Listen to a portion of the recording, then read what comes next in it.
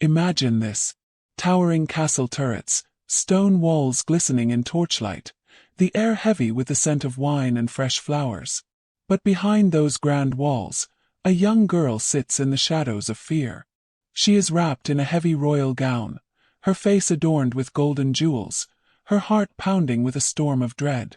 Tonight is her wedding night. But this is no love story. It is a contract, a deal. And she knows the price could be her innocence, and perhaps even her life. Friends, in the Middle Ages, a queen's wedding night was rarely a moment of love or joy. It was often a night of fear, pain, and humiliation. Why? Because in those days, marriage was not a union of two hearts, but a political alliance between kingdoms. And that alliance was not considered complete until the marriage was consummated. In medieval Europe, royal families strengthened power through arranged marriages. This often meant a girl would be married at a very young age, sometimes just 12 or 13, to a man twice or even 3 times her age. For the groom, it was a matter of pride. For the bride, it was a terrifying reality. She would leave her parents' palace, traveling to a foreign land where the language was strange and the customs unfamiliar. Matilda was only 12 years old when she married the 26-year-old Holy Roman Emperor, Henry.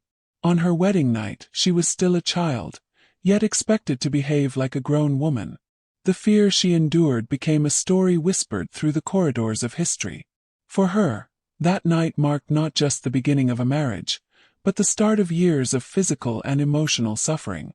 Eleanor was one of the most powerful women in the world, yet her first wedding night took place under the rigid protocols of the French court, surrounded by watchful eyes. The purpose of the union was to produce an heir, regardless of the bride's willingness or readiness. Isabella was just 12 when she married Edward II. Their marriage was not only politically complicated but also emotionally cold. Her wedding night brought the beginning of deep psychological torment, as the king's heart belonged to someone else entirely. Margaret entered marriage with King Henry VI, only to discover his mental instability. From the very first night, she understood that her marriage was not a personal relationship, but a political burden. Some courts even turned the consummation of a royal marriage into a public event, where courtiers and officials acted as witnesses, a cruel and humiliating violation of human dignity. Margaret was only 12 when she gave birth to her only child, nearly dying in the process. Her wedding night had placed on her shoulders a lifelong weight she had never chosen. For a medieval queen, the wedding night was not a dream, but a duty, a night that often became the most terrifying moment of her life. Friends, if you want to uncover more hidden truths of history, subscribe to the channel now and hit the bell icon.